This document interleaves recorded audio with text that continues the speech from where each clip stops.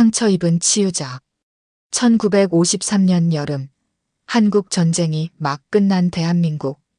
폐허가 된 땅에서 살아남은 사람들은 상처를 안고 다시 삶을 일구려 애쓰고 있었습니다. 남쪽 끝, 거제도 외딴 섬. 그 섬 끝자락에 서 있는 등대에 한 남자가 부임해 왔습니다. 서준, 29살. 전쟁에서 돌아왔지만 그의 가슴엔 아직 총성과 동료들의 비명이 메아리 쳤습니다. 여긴 정말 조용하구나. 사람 소리도 안 들려. 서준은 혼잣말을 중얼거리며 등대의 고요함 속에서 사람의 눈길을 피하듯 살아갔습니다. 몇 주 후 생필품을 사러 마을에 내려간 서준은 시끌벅적한 장터에서 상인과 인사를 나누고 있었습니다. 서준 씨, 등대 일은 어떠신가? 네, 그럭저럭. 물건만 좀 사고 가겠습니다. 그때였습니다. 갑자기 밝은 웃음소리가 들렸습니다. 아이고, 죄송해요. 물건을 떨어뜨렸네요. 서준이 돌아보니 한 여인이 땅에 흩어진 사과들을 줍고 있었습니다. 아, 괜찮습니다. 제가 도와드릴게요. 고맙습니다. 처음 보는 분이신데 혹시 새로 오신 등대지기님이세요? 네, 맞습니다. 서준이라고 합니다. 전 은희예요. 마을에서 아이들 가르치고 있어요. 반가워요. 은희의 웃음소리는 밝았습니다. 전쟁의 상처 속에서도 따뜻함을 잃지 않은 여인이었죠. 서준은 그날 이후 자주 마을을 찾게 되었습니다. 6개월 후 두 사람은 작은 결혼식을 올렸습니다. 외딴 등대에서 새로운 삶을 시작한 거죠. 등대 안에서 은희가 서준에게 말했습니다. 여보, 우리도 곧 아이가 생길까? 그럼 꼭 생길 거야. 걱정 마. 하지만 하늘은 그들의 소망을 쉽게 들어주지 않았습니다. 첫 번째 유산, 두 번째 유산, 세 번째 유산 후 은희는 깊은 절망에 빠졌습니다. 어느 날 밤 은희가 흐느끼며 말했습니다.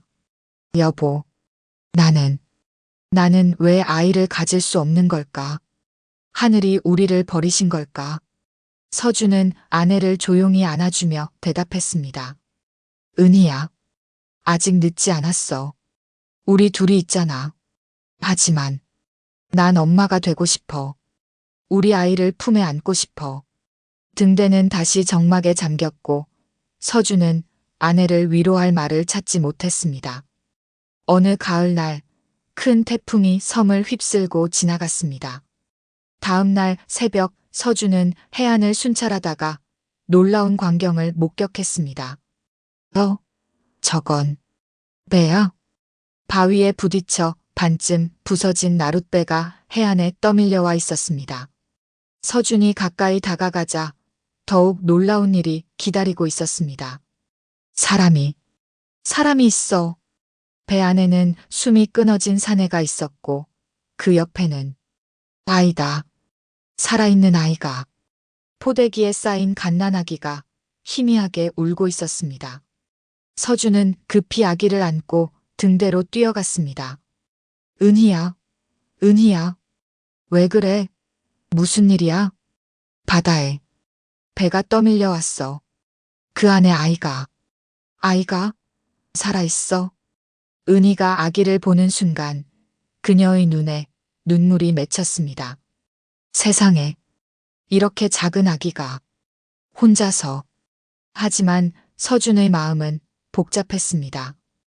은희야, 우리 이 아이를 관청에 신고해야 해.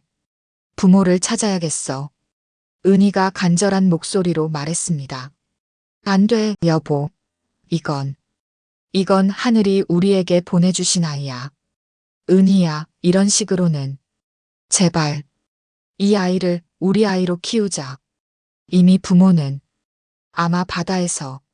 하지만 은희가 울먹이며 애원했습니다. 여보, 이 아이 없이는 난 살 수 없어. 제발.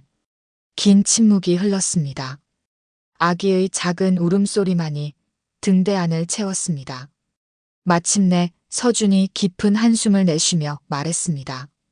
해나라고 부르자. 바다에서 온 우리 딸.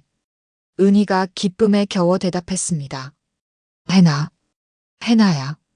그렇게 해나는 등대지기 부부의 딸이 되었습니다. 등대는 다시 웃음소리로 가득 찼습니다.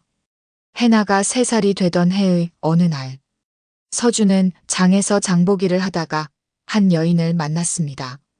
그 여인이 울면서 지나가는 사람들에게 물어보고 있었습니다. 제 아이를 혹시 보신 적 없나요? 3살 정도 됐을 텐데. 서준이 다가가서 물었습니다. 아이를요? 전쟁 때 남편과 아이를 잃었어요.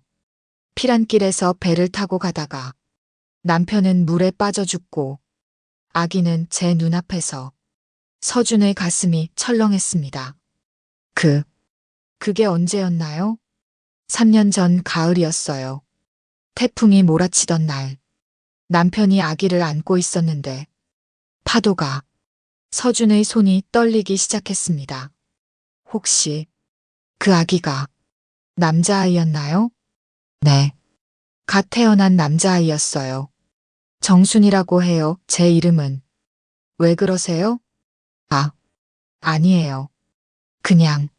서준은 집으로 돌아가는 길, 다리가 후들거렸습니다.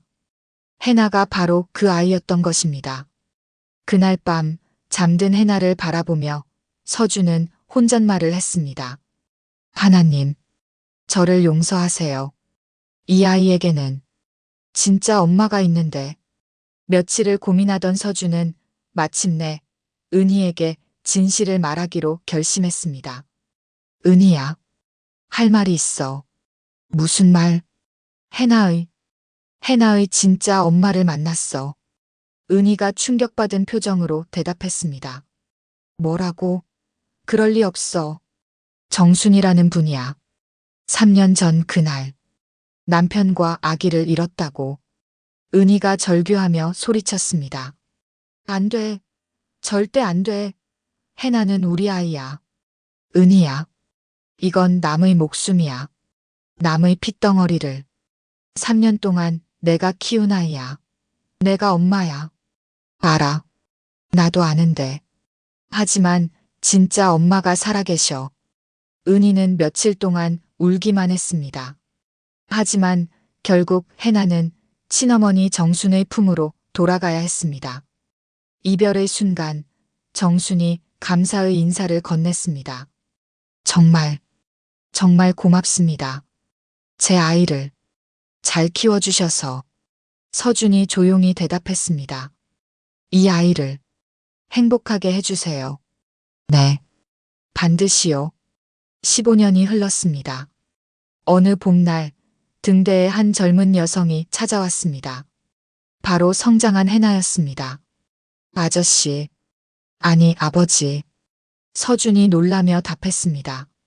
해나야, 엄마한테 모든 이야기를 들었어요. 3년 동안 저를 친자식처럼 키워주신 것. 해나야. 그때 은희도 나타났습니다. 해나가 3사람을 번갈아 보며 말했습니다. 아버지, 어머니, 고맙습니다. 저에게 사랑을 주셔서, 살아갈 힘을 주셔서. 저는 3명의 부모를 둔 행복한 아이예요. 은희가 울먹이며 대답했습니다. 해나야, 우리 딸. 바다가 가져간 것도, 바다가 돌려준 것도 모두 사랑이었습니다. 등대의 불빛처럼 그들의 사랑은 어둠 속에서도 따뜻하게 빛나고 있었습니다. 그날 저녁 등대 아래에서 파도 소리를 들으며 4사람은 오랜 시간 이야기를 나누었습니다. 상처와 아픔 그리고 용서와 사랑에 대해서 말이죠. 진정한 가족이란 핏줄이 아니라 사랑으로 이어지는 것임을, 그리고 때로는 사랑하기 때문에 보내주어야 함을 깨달은 밤이었습니다. 바람이 부는 등대 위에서 불빛은 오늘도 길 잃은 배들을 안전한 항구로 인도하고 있었습니다. 마치 사랑이 상처받은 영혼들을 치유하듯이 말입니다.